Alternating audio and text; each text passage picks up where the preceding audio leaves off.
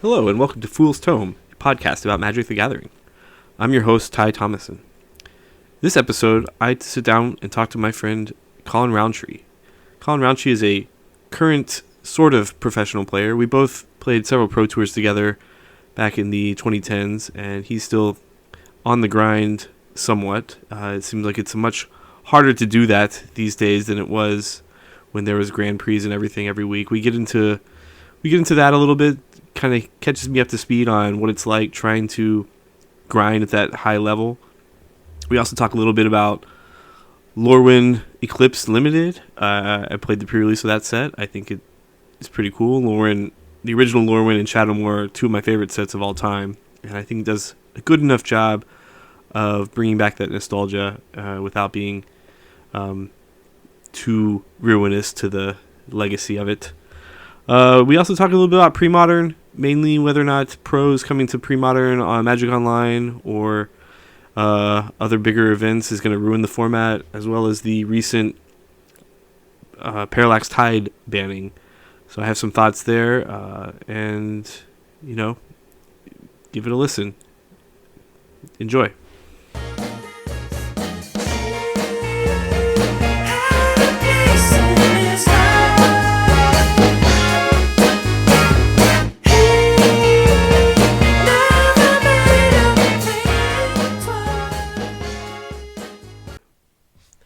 Going live, 3, 2, 1. Well, not live, but recording now.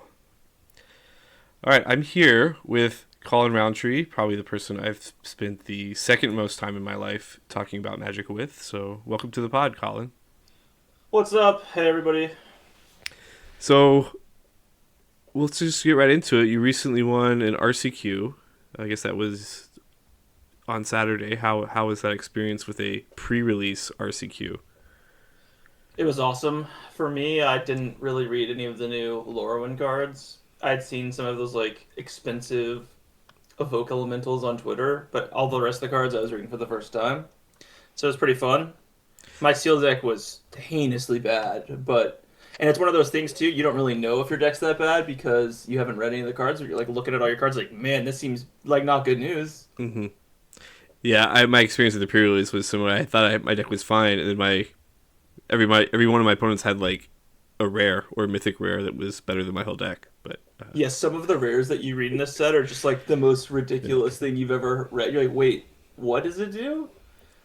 And then yeah, you're just like, my whole deck was built around a 2/5 giant that costs 5. yeah. It's like, oh yeah, nice deck. So, what do you think? What's your mindset going into a pre-release? Whether it's a RCQ or just a normal pre-release, does anything change with what you think?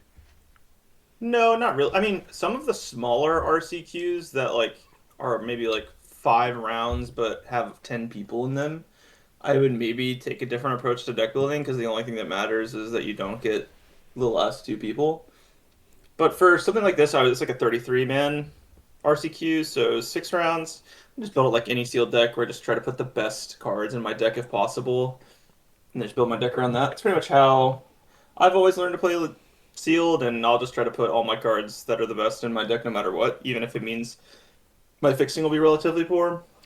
Yeah, let's touch on that because I think Lorwyn Eclipsed fixing is kind of like a return to, I don't know, 20 years ago when there just is no fixing in any of the packs. Did that affect any of your decisions, or you kind of just lucked out with your rares, good cards being in the same colors, or did you just YOLO it, put in a couple of each basic and pray? Yeah, I played like a red, green, black deck in sealed, and then I played an Abzan deck in top 8. I'm not sure that either of those things are relatively normal, but my pool didn't have very many removal spells in them, so I just splashed black off 2 swamps and an overgrown tomb. But I probably would have splashed it either if I didn't have the overgrown tomb. Mm-hmm. Yeah, I mean, I think Abzan is probably a thing since that's the tree folk wedge, but speaking from past history, but I don't know how it actually plays out in this set. Did you have any experience with the original Lorwyn block, or this is your kind of first time with Lorwyn as a setting? No, I pretty much started right after Lorwyn, so even the changeling stuff is pretty weird to me. Like we at least for me, I've played a lot of Legacy and Modern in my life, but I don't know that I've ever played with like a relevant changeling in my whole life outside of mutables, I guess. Did you play what was the set that brought it back? Kaldheim, I think. There was changeling in that. There was like a, or was it changeling? Or was it called something else? I don't. I'm not sure. I think I might have like gapped perfectly where I didn't play very much of that one either, you know? Yeah, because there was like a new. There was like the snow Mutavault. There was changeling, and then there was like a card that did some type of naturalized effect. I remember it was seeing a little bit of play, and like a couple of other cards that saw some play constructed, like Realm Walker. I Yeah. remember trying to fit these into like a Pioneer Elves deck, and they were all bad. So that's Yeah, we'll see with this format. It does feel like relatively Lorwyn-esque. Like all of the tribes are really cool. And for me specifically, like I really like those like goblins from old Lorwyn, so it's cool seeing like I don't know, I always tend towards all the goblin stuff no matter what format they're in if they're playable, so yeah. The goblins, I had a good time with them, but then I after 2 rounds I switched my deck over to a more elf Kithkin type deck. I had like all my good cards are black, so figured out which elves or goblins to play with that. Um, but I was just at a normal pre-release with nothing on the line. So I want to talk to you a little bit about just how the RCQ system works. It's really been a while since I've interacted with it. I played one maybe 3.5 years ago and haven't really played since. And I just don't really know how the top pro play works these days. So maybe you can enlighten me as to like exactly how often are you playing RCQs? Are there any big events besides RCQs that are worth playing? And then how do you get to the Pro Tour? yeah, so really to get back to the Pro Tour, I guess for background for everybody, I've played maybe 16 Pro Tours, something like that. That could be too high or too That low. sounds I'm not really sure. about right from what I would Um, guess. my last one was in Chicago last year. And the one before that was in Amsterdam, where I got top 16 with Nadu. It's pretty much just impossible, is the short answer, unless you want to go play Grand Prix every once in a while. So there's a Grand Prix in Atlanta that was standard, and that was like a week ago, something like that. So you can get back to the PT like that, and that's probably the most feasible way, it seems like. But how many Grand Prix are they doing these days? Because back in the day, it was kind of basically one every weekend. Yeah, it sort of seems like they're doing like one every 2 months or something like that, and that they might not all be in the continental U.S. Okay, so you maybe besides the RC system, you maybe have 2 or 3 Grand Prix you can try to go play. It just Something seems like that. impossible to me from looking out from here for like good players to stay on the Pro Tour train like you could back in the day. Yeah, you just have to perform at every single PT. It's a big ask with the players being better than ever and the deck building being uh, margins being so slim. Um, but how is the RCQ scene like? Is there plenty of RCQs? Are they easy? Are they hard? Yeah, I mean, in Houston, there's a good amount of reasonably competitive players. I would say in general, the gap between myself and them is still pretty high. So I find the RCQs to be pretty easy if I want to qualify. I played one RCQ in the modern season and qualified, just the single one I played. And nowadays I find myself not playing as much just because, sort of like you said, it's hard to be as invested when it doesn't feel like you can even put in the effort and be rewarded. I mean, I've played like professional level Magic for probably like almost 10 years or something like that now, and like it's sort of burnt out where I'd rather go play limited with my friends or play online Arena Cube because that's just like what I find the most fun. Yeah, the rewards at the top don't seem as high, and it seems like it's more work for them. That's kind of where it was, and sometimes that's relative. Like we're getting older, things are your priorities shift. But I think even for younger people, it might not be the dream you can do. It's not. It doesn't feel like it's play the game, see the world anymore. It seems like it's play a lot of arena, and maybe you get to travel every now and then. Yeah, I'm sure there's like easier ways maybe to qualify that I'm not really aware of. Like performing at the RC and qualifying that way is not that hard, but there's not much money in it. Like you'd have to pretty much spend the money you win at the RC to pay for your ticket there, and then pay to get to the PT, and then like between that and that's the effort you have to put into. I did a testing house for a whole week for the last PT. It's like I would literally never do that again.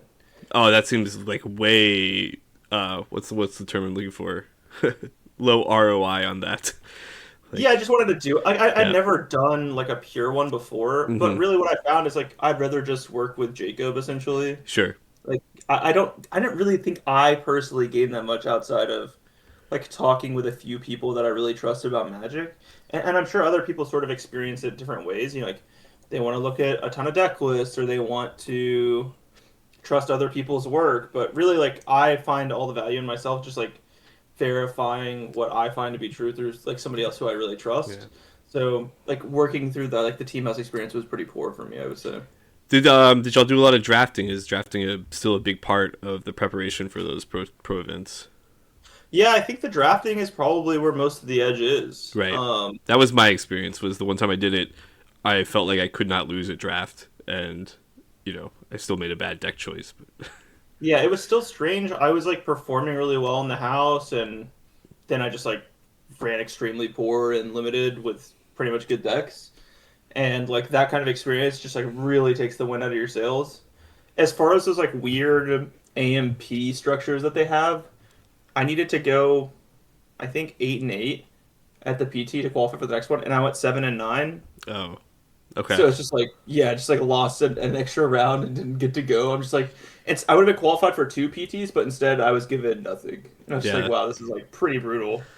that's rough. So how does that system work? I mean, I don't not to get the details, but basically it gives you a secondary way to qualify if you do like sustained It's like mediocrity or yeah, exactly. Like you can go like 9-7 in back-to-back PTs and then qualify for another one. It's like the value of making day two at the PT is just worth so much more. So okay. it actually sort of incentivizes you to pick like a non-Grand Slam kind of deck, which is pretty weird. Yeah, that's interesting. Yeah, Yeah. because I think there was definitely a couple times when I was chaining PT invites where if the yearly cutoff had been a little different, I would have probably played a lot more pro tours, or if I knew I just had to make day two for a shot, it would be a lot different than if you're trying to win the whole tournament or top Exactly. 25 because it was top 25 back then, and that was all you could do, and that's top 25 is really hard in a That's pro tour. hard. Yeah. Everyone's really good. Yes, everyone's really good, or at least by the time you're playing for it, they're going to be good. Exactly. So I don't even follow the thing. Are there people that are putting up consistent results? Are there top level pros? I feel like there's always got to be somebody that's on something of a heater. Who are the Yeah, big like names? some of the goats are still just doing it, like Sam Party, Matt Nass got back on after he won the PT.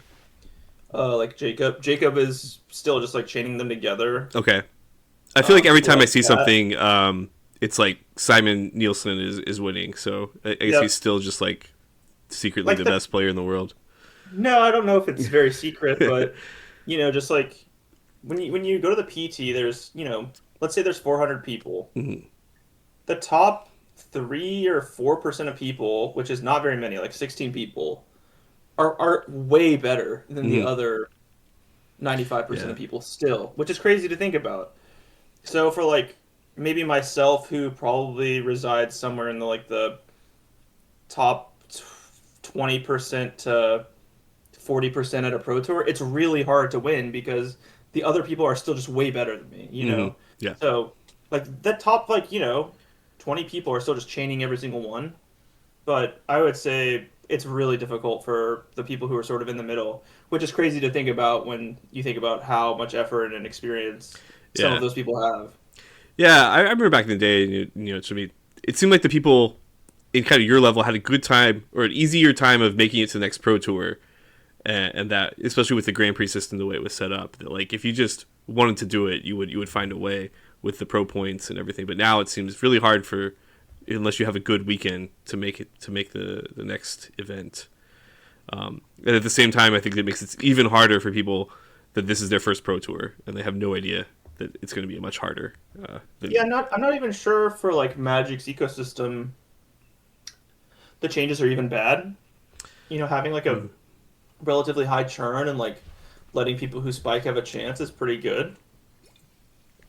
But it does feel like a weird like allocation of resources for people who are like maybe in between. Yeah, yeah. So I think that's probably all we really need to touch on with pro play. Like, just kind of curious what your thoughts were on it. So, kind of related. You and I, we've played some pre-modern in the past. I've tried to get you into it. I think you're playing a little bit more now. And then with the Magic Online leagues bringing pre-modern there, a lot of people were worried that the pros are going to come in and kind of ruin pre-modern. I just want to get your takes on that. I think other people have covered it by now, but I just wanted to see what you had to say as kind of somebody who's sort of a pro, has that background. Yeah, I don't. What are people worried about though? Like, isn't it just good if the pros are playing your format? Like the deck building in pre-modern is so stagnant anyways, you would think that more people looking at it would make it more interesting. And then you could do like these sort of bans that have been brought up. It sort of seems like they could be more solid, you think?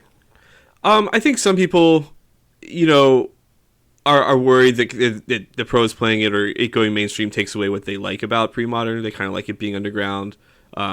It's kind of that cat's been out of the bag for a while now. A lot of people that came to pre-modern from old school saw it like that as kind of like a fun thing to do, not um, a competitive endeavor.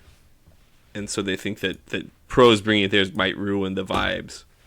The old vibes argument. And I don't know if you weren't playing Legacy like 2008 to 2010, where really it wasn't like before the Star City series really kind of took off, and people were just like really just like liked playing Legacy, and they had their decks, and then people were worried that it's getting too cutthroat, too competitive, and you saw some people leave, but you also saw a lot of people get into Legacy at the same time. Yeah. I mean, if you like playing your deck, you should just keep playing your deck. Like that's the fun part about playing casual formats. Yeah, But I think the worry is that your deck might not be playable if yeah, people. well, your deck might have not been playable in the first place. That's personally my opinion. That's how I feel. Yeah. It's like, yeah, your deck probably was bad anyway. If you care if your deck's good, if you don't care if your deck's good, then have fun. Find a place to play it. Yeah, like I would never play, Sly in pre-modern. I know the deck's good. It looks good. But like you see some of these like quote unquote like Magic Online pros playing it, it's just like, yeah, good for them, like I would never play it my whole life, but Yeah, if they want to play it, it's good. yeah, that's a good It's way obviously a good thing. to win their 500 play points or whatever they get for going Yeah. But forward like in it's the also league. cool when you look at like the 40-man online pre-modern challenge and like you see like Goblin splashing white, like that's a cool list with like Click Slither and you see like better Terrageddon lists and stuff you haven't thought of and you see who's Little Darwin on Oh, that's a Paul Rietzel. Paul Riesel's playing the Rock, like don't you want Paul Riesel's Rock list? That sounds awesome. Yeah, I had an experience playing Magic Online where I keep running the cards. I was like, I hadn't thought about that card before. I think at first it was everyone playing Pyrostatic Pillar main deck in the Sly deck, which I don't think is good, but it was interesting in that like I'm playing Elves and they're playing Pyrostatic Pillar. It's like, oh, actually, this is really good against me.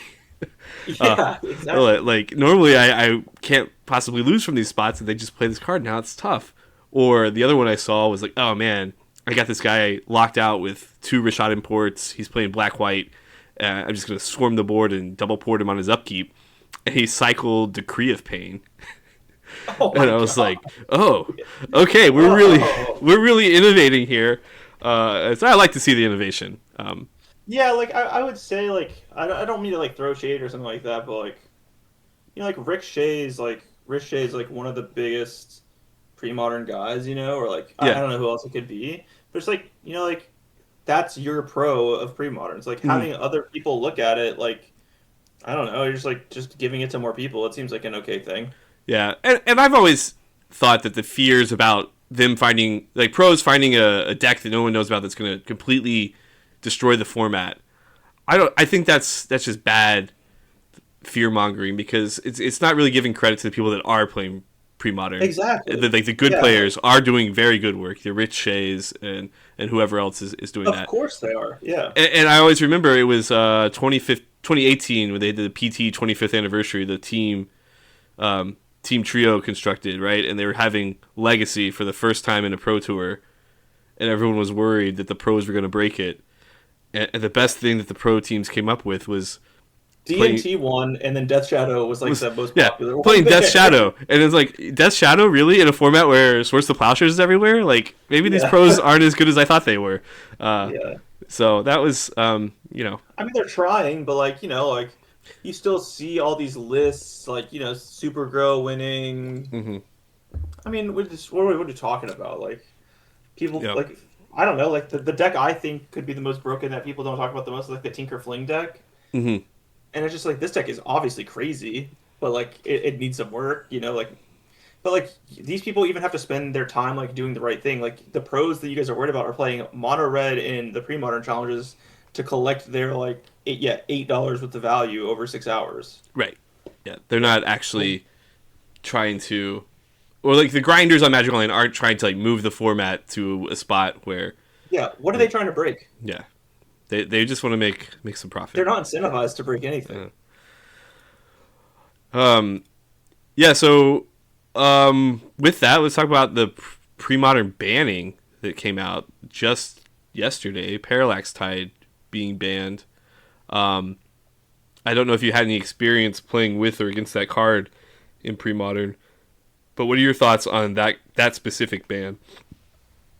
So there's a really good rule of thumb that I have, which is if my friend Shane Ramelt starts winning with a deck, a card in the deck has to get banned.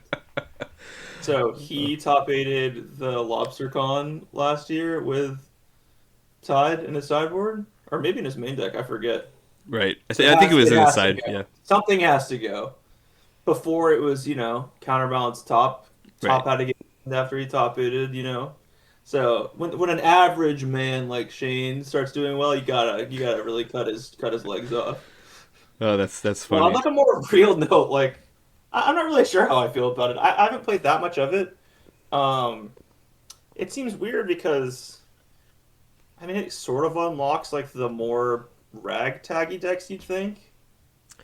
I think one thing I think that's interesting about it is that it kind of punishes the decks that are trying to play what I would call a more modern style of Magic, where you're developing your resources, you're playing your lands out, you're trying to get to an end game where you can cast anything, and you can cast lots of things, and it really punishes those types of decks in a way that Armageddon doesn't. Like Armageddon punishes both players. Armageddon is obviously going to be fine, but I think a lot of people coming to the format think they're trying to play modern Jund, and they're going to like get to the end game with a bunch of lands in play. And Parallax Tide really kind of ruins their day. Yeah, what do you think this ban is really targeting, though? Like, as somebody who doesn't play a ton of pre-modern, is it targeting Stifle Knot, or is it targeting the Replenish decks? I think I think it really hurts the Replenish decks, but I don't think that's the intent. I think it is trying to target Stifle Knot, and that's where I kind of think the ban loses me. I don't particularly think this is warranted when Phyrexian Dreadnought, personally, I think is an abomination to the format. Like, yeah, why don't you just ban the card? Like, I'm not a big fan of banning not the cards in these situations. My issue with Dreadnought is like a lot of it's clearly too powerful. It's clearly too fast. I don't think Parallax Tide is too fast. There's plenty of counterplay. You have plenty of time to set up. Like, you just need an annul and you can fight them. So I think the Dreadnought being so much earlier and ending the game faster has always been my issue. Plus the fact that it doesn't work historically. Like this is a format to like enjoy the cards we played back then. Nobody played this card back then. It didn't work the way back then. And I know people make the argument that Parallax Tide and Parallax Wave didn't work that way back in 2002 either. They still were very good cards when they worked the with the errata. Phyrexian Dreadnought just was unplayable, and there's cards in the format that have errata that Phyrexian Dreadnought received that are still unplayable. Like, you cannot play Lotus Veil or Scorched Ruins or Mox Diamond and use those cards in a way like you can with Phyrexian Dreadnought. And they were all printed at the same time. So for whatever reason, the Wizards of the Coast errata isn't matching the historical nature of that, and I think the pre-modern community would be better off if we just banned Phyrexian Dreadnought. Yeah, it's pretty strange too. Like a lot of the lists just like play two tides. What do you what are they accomplishing with that, you know? I will say that I think that's an interesting lens to that kind of shows the difference of pre-modern as a format in that like a lot of modern Magic decks you'd see people like four if they're not playing the card in 4 copies, they're probably not going to be banning it. But I don't see that as a hindrance in pre-modern because adding one card to your deck can make such a huge change in a matchup if it's because the games go so long, you see so many cards. I don't think that's like a point against banning it. I see. Well, mostly my only point would be it doesn't really change their deck that much outside of like those matchups that you described and right, like right. do But you those not that like card is the critical piece in a lot of the matchups, and it doesn't need to play 4 because it has plenty of time in those matchups. Right, you're playing against land still. You have plenty of time to set up. You don't need to have turn 4 Tide right away. You also have a lot of ways to find it. Whereas you need 4 Dreadnoughts to have a chance against burn. and you think like the brain freeze ideas like is that substantial of a drawback in those matchups that like you would think Tide is also the same answered? I think Brain Freeze is still just as good, but I think it's going to be. I don't think Dreadnought's going to lose a lot by going back to the Brain Freeze plan. They'll have that option available to them. It's going to be good in the mirror, and now it's no longer well, are they on Brain Freeze or are they on Tide? Like you know they're going to be on Brain Freeze. So I don't think it actually hurts the Dreadnought deck as much as it hurts the Replenish deck, and that's kind of another reason why I think the ban kind of misses the mark. Like Brain Freeze plan wasn't a bad plan. It's just the Tide plan was better against a lot more things. I need to say something. I have to formally apologize to Shane Mel. He didn't top 8 with Parallax Tide. Oh, he didn't have it. No, I thought he did. I retract my dig. Okay. Well, then I think we know what card needs to be banned. If Shane Ramel can win, it's gotta go. It's got to be the Dreadnought. Poor Shane catching strays here. So you mentioned anything else you want to say about Parallax Tide? No, I don't think so. Okay. Yeah, you mentioned the Tinker Fling deck. Is there any other decks you've been looking at in pre-modern that you would look at going forward, or anything you're interested in? I know you don't play it a lot, but yeah, I like the Goblins deck that splashes white. What does it splash in white for? Just for like Swords to Plowshares and Disenchant? Warmth and Plows and Seal of Cleansing. Interesting. Yeah, and it plays, like 10 Mountain 2 playing City of Brass and Battlefield Forge. Okay. So not quite as easy to splash as the green or the black splash, but it's doable.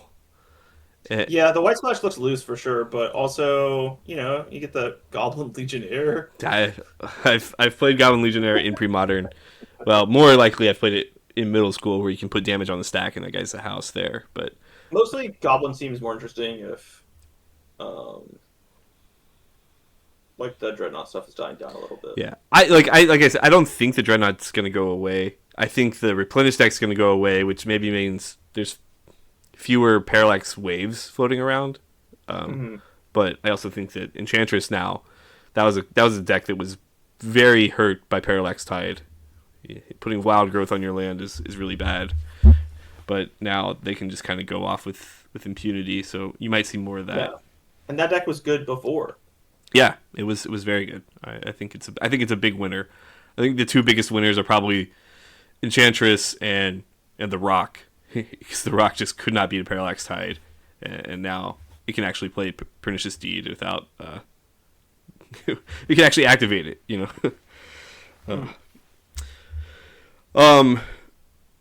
mentioned before we started the pod that you have a legacy event coming up. What type of legacy event is that? Yeah, so it's like the Buffalo Chicken Dip series. Okay. Yeah, those are pretty popular, or at least in the area, because I know they used to be up in Ohio, but one of the guys moved to Houston, and so now they have them there too. So what's the prize? What can you win? I think the first place is like an Underground Sea. Okay. That's Yeah, they have good prizes. Like top eight's like a Force of Will, and then I think the top four all get stools. Um, they're always run well, and I like the guy who run. I forget his name. is it oh, I think I've been in the car with this guy. Uh, and I can't remember his name. Um, is it Rob? Rob sounds right. Like One of the guys' R name is Will? Yeah. Harry, but that the other guy's name is something else. Mm. We're bad. We're bad people. I Yeah. should just. Yeah. I'm gonna just find it. What are you looking to play in Legacy? I'm really looking for excuses not to play the artifacts deck. I'm a real believer in like the Kappa Cannoneer deck. I'm not really sure what it loses to. It plays Chalice and it plays Force and it plays a bunch of broken artifacts that are insane. So does it play like Pinnacle Emissary and all that? Yep. It's basically like the Yeah. modern deck, but you have way better lands and Force of Will. Not even. Yeah. I mean, again, it plays Tomb and Seat Yeah. And, and I guess Saga. Chalice of the Void maybe with the Yep. Ancient Tomb. Okay. And Sink into Stupor, I think, is a broken card. I like that card. I've been trying to find reasons not to play this deck. I mean, there's some of the combo decks can be kind of tough, I think. But then you look at the rest of the format, and like people are playing like Eldrazi and Yeah. these fair Dimir tempo decks don't really look like they have that good of a shot at it. Sure, like maybe between Thoughtseize and Days, maybe they can mess you up like on the play. But those decks, like, have you seen this Mardu aggro deck that exists? Mardu aggro? No, I don't think so. Yeah, it's like the modern deck. It plays a Johnny and Guide of Souls and Ocelot Pride, but then it plays like Thoughtseize and Cabal Therapy, and the rest of it's just like Wastelands and Good Oh, Lands so it's with just like Karakas and stuff. energy. Yeah, Okay. it's just the energy deck, and it's just like if this deck is ever playable, I should just like play artifacts. Yeah, I would agree with that. I looked at a list here. Yeah, it's just a bunch of like, how is Voice of Victory playable in Legacy? I guess. It's not is the answer. Okay. So I think I'll probably play that. I've been trying to. I was actually talking to the reason we talked about Shane in the first place was I convinced Shane to come play it, and I think I've successfully convinced him to play Stoneblade. Ooh, somebody Yeah. in one of the discords I've seen like did well at a tournament with Stoneblade. I don't think it was very good, but I'm sure it was fun. I love Stoneblade. What's Yeah. the Stoneblade? You still just get Cauldra? Is there anything else No, you get? like some of them play different things now. There's this 7 mana artifact that destroys a permanent when it enters the battlefield and it gives a creature +3/+3. Oh, It's okay. called Meteor Sword. Yeah, it's pretty good. And then there's that one that costs 3 and it gets back, I think it costs 3 or less from the graveyard to the battlefield. Okay, so you can like rebuy your Stoneforge, Yeah. or So like their decks look kind of clunky, but it looks like it could win. Yeah, the only other deck that I think I might play is I really like playing the Glaring Fleshraker decks, mm-hmm. like the combo ones that play like what's it called? the Mystic Mystic Forge and Forge. Yeah, Karn. yeah. Yeah, those decks are really sick. I think they're really fun, and it's a proxy tournament. I don't really own any of these these Mm-hmm. cards specifically, so it's more fun to play. But Yeah. Oh, last if we you talked about Legacy, we talked about Quantum Riddler. Is there any deck that plays that? yeah, so like the Stoneblade deck that I was talking about does play it, and it also plays that dog that can blink stuff out. So it plays like that as like a mini combo. Oh, okay. So it's not playing like Ephemerate or anything, but the dog is enough. The dog is good. Yeah. Okay. Then I guess you could play Caracas with the dog, or is Caracas? Yeah, I'm not really sure. Some people play Karakas. I think that the list I was looking at played one or something like that, but Oh, I it found the isn't list that here. popular in Okay. general.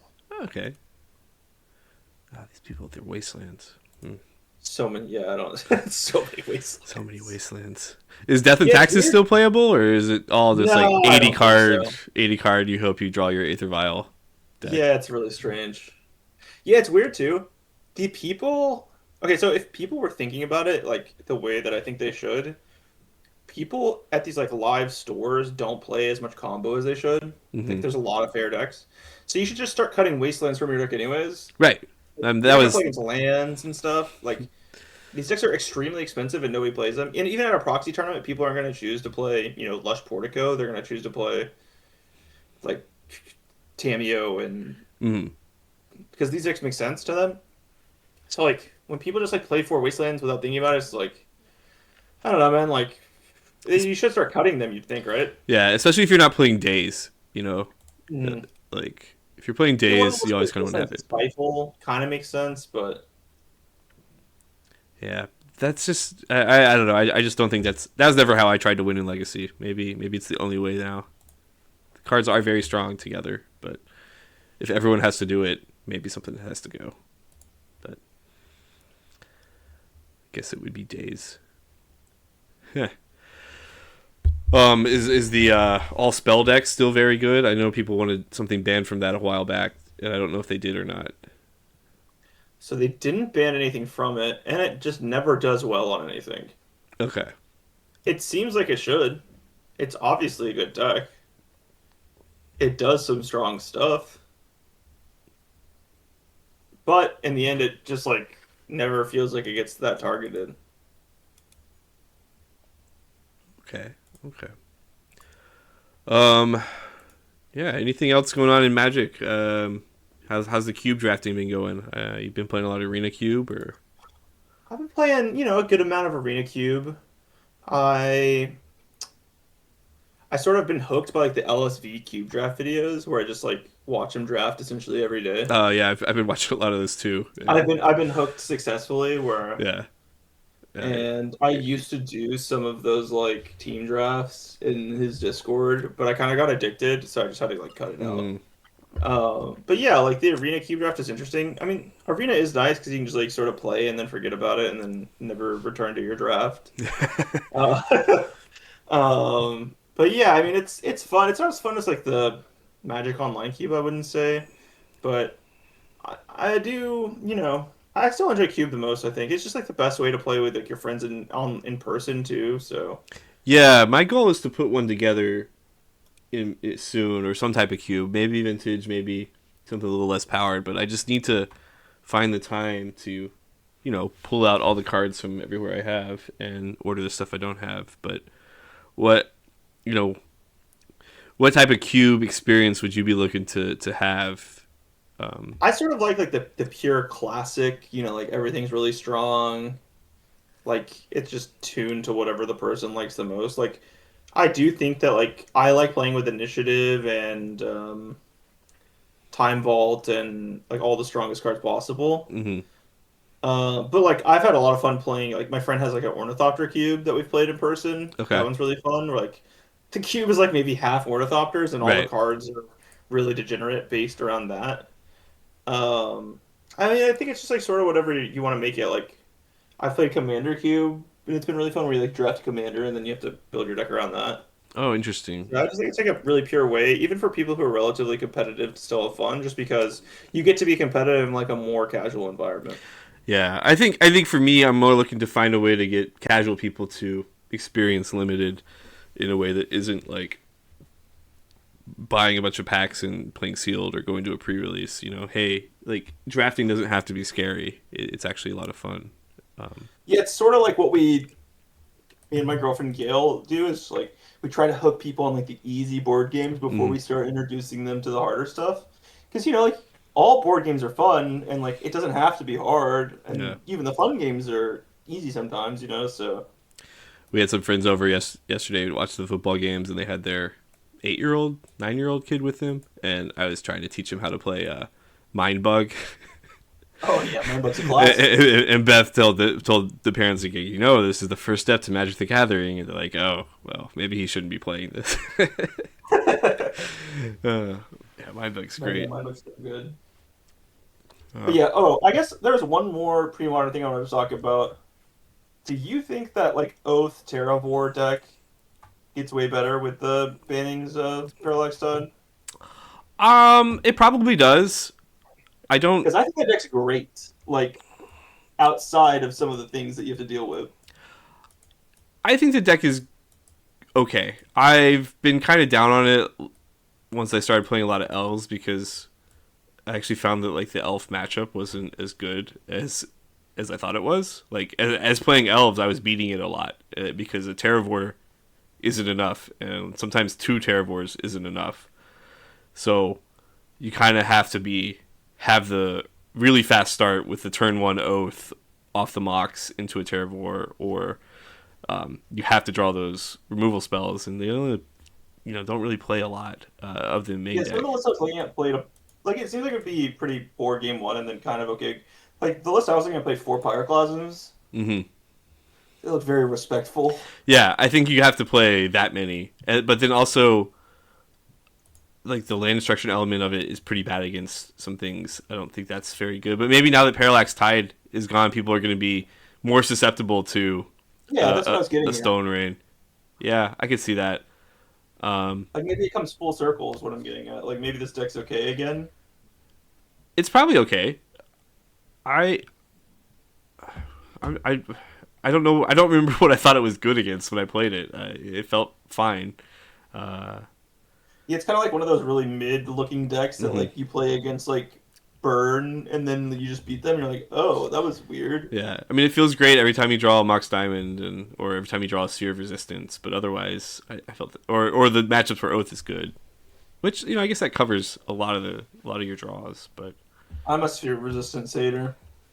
I don't particularly like it outside of this deck. I think this deck actually it makes a lot of sense, only because the decks that are good against you are susceptible to it. Um, Mhm. it's not actually good in the deck, but it's good against the decks that you want to beat.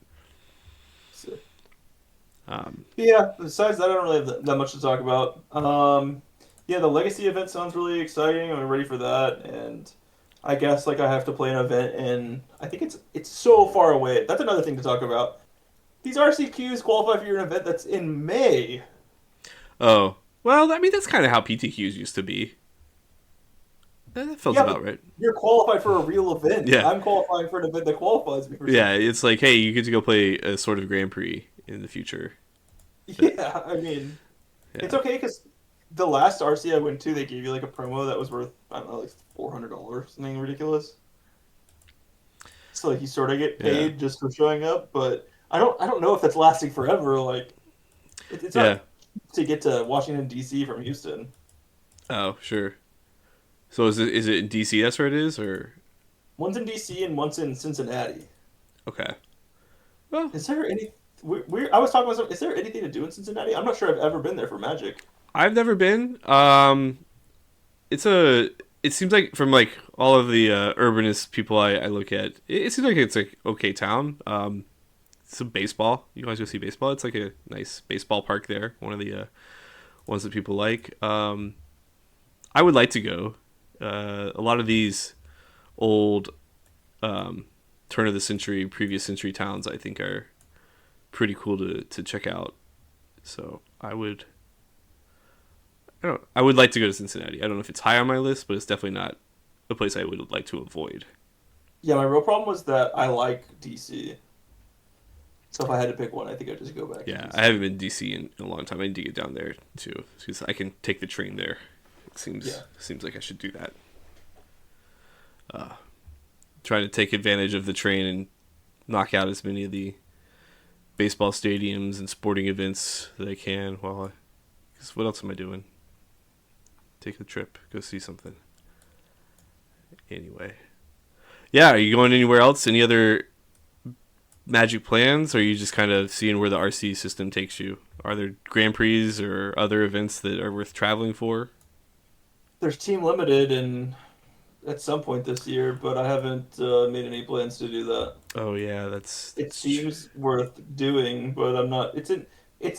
If it wasn't in Vegas, I'd be a lot more I was gonna say interested. it's in Vegas, right? Yeah. Yeah, Hmm. I'm a Vegas hater at this point in my life.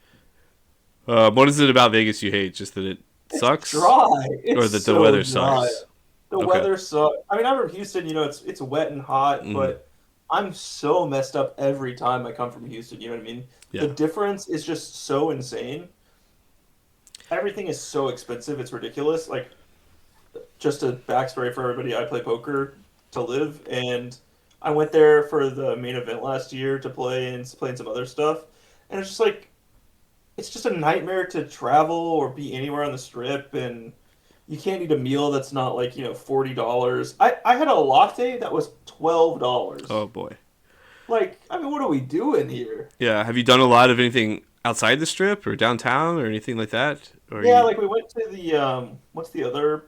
It's not the strip. It's like the Yeah, the other. the Fremont Street downtown Yeah, we Vegas. did there. It was still expensive there. We did all you can eat. Yeah, like I ended up like taking like an Uber to just like go eat like Tex-Mex somewhere because it's like Hmm.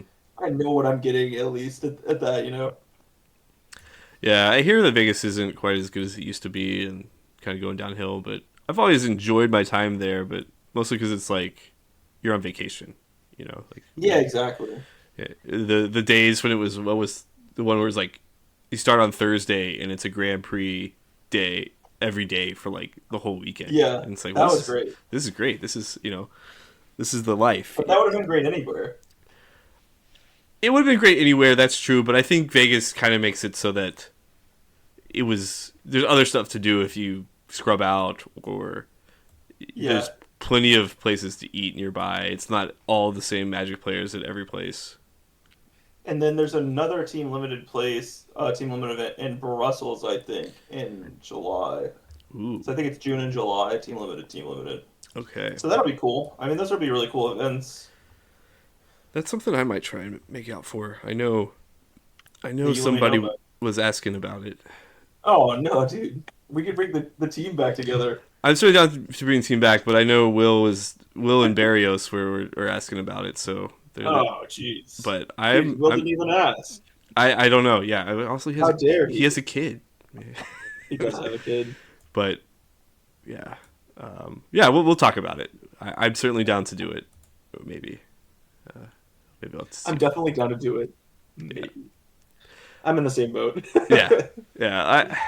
It's really hard to make a decision now, and I'm sure to like sell out or something stupid. Well, yeah, that's true. Maybe that's like kind of with the pre-modern LobsterCon that I didn't get in time for it, and I'm like, yeah, that's fine. Actually, I've kind of been thinking this year I'm gonna try and focus on just like the 1 day tournaments and not do any of these like multiple day things, just to like focus more on something I can do nearby, or maybe a 2 or 3 hour drive without having to stay overnight. Yeah. It's cheaper. You don't feel as sad when you lose. Yeah, and it's like I don't have to take any time off, because a lot of times it's like, oh, I got to take some time off, get there ahead of time, or travel if I want to have any time to still, hang out with my wife on the weekend or whatever. So Exactly, yeah. yeah, Well, that's the thing with the RCs too, right? Or the RCQs is like, or do you plan on playing any RCQs? It's like, no, not really. The reason I went to that one is just like it was pre-release and my girlfriend was like doing something else, like hmm just like you sort of just get different priorities as you get older and older. yeah. Like I thought I was gonna play, like after I played that first RCQ up here, I was like, oh, I might do this. I played it. I spent a Saturday. I played it. I won. And then I was like, oh, this is fine. And then like I've never had the desire to go play another one. Yeah. You're like, I'd rather hang out with Like Beth, I'd rather obviously. do anything else. Like the Yeah. games weren't that interesting. There was a couple interesting ones, but and it's not even that hard. It's like 30 minutes away. I could have played one yesterday that was this pre-release one, and it's like, oh man, I probably would have, had a pretty good shot at winning it. Like I had already got some games in. I looked at the spoiler. Like yeah, I'll watch football at home. but yeah, there was 2 football games that we actually had to Yeah. watch, and well, it was one of probably the worst 6 hours of watching football in my life. But It felt like we kind of like the Texans kind of had a shot once Bowden Akes got injured. It's like, okay, all we have to do is win today, and yeah, then like we have a shot. it's there. It's there for us. And then Nope. I think it was somebody in one of my Discord said, oh, the only quarterback to beat the Texans this year was C.J. Stroud. Okay. And then my wife is a Bears fan, so we watched that, which was it was at least entertaining, but the end result not what we wanted. So yeah, at least now there won't be any pressure at the Super Bowl. You can just kind of have a good time, hang out. Yeah, somebody was telling me this is like the least interested they've been in the Super Bowl result. Yeah, I mean, I haven't been interested in ever really, like. Yeah, but if the Texans were there, you'd be Yeah, interested. I mean, like I was more invested back, Well, I took like a 4 year break from watching football at all, and watching now, it's like, oh, I really don't care. Like I watch the Super Bowl every year, but it's more just like an excuse to hang out with people. Yeah, Well, I people don't think could- it's an excuse to watch commercials. I think that's messed up. Like, your highlight of your year shouldn't be watching being advertised to. Like, the commercials are still kind of commercials. I'd rather go to the bathroom or get food. Yeah. I don't get it. That's another thing about this buffalo chicken dip experience. He makes buffalo chicken dip and it's delicious. Oh, I bet that I is. legitimately look forward to it. Yeah. Okay. We got chips for that. What kind of chips do you got? Yeah, I think he just tortilla chips it. Like, name brand or special ones, or what's the No, what's the ideal chip for a buffalo brand. chicken dip? I think. I mean, it's just gonna mind blowing. Not to you, but I mean, the answer is Ruffles, obviously. Okay. But that's not what they have. Yeah. Yeah. I actually wasn't thinking that, but that does make a lot of sense. Why not? Yeah, Ruffles are the best with any dip. I don't know what the actual answer is, but the answer's got to be Ruffles. Yeah. Yeah. You ever have Ruffles and queso? Like, Yeah, I mean, it's not ideal, but it's delicious. Yeah, I mean, what are we talking about? Ruffles are the best. Fun. All right. Well, I think we can call it there. Thanks for joining me. Glad to talk to you. And any last words of advice, sage wisdom? Nope, that's it. Just try to have fun when you play Magic. Who cares what the people tell you how to feel? Just do whatever you want. All right. Awesome.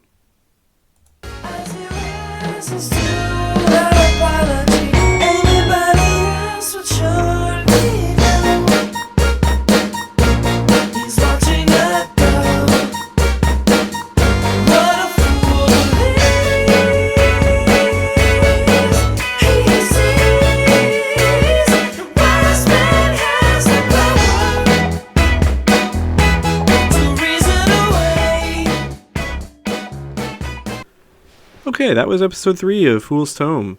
I'm glad to be back recording. Had a good break for the holidays, and I think we might have some good ones coming up in the future. Maybe once a month or so. That's kind of the schedule I'm looking for. And I hope you enjoyed it.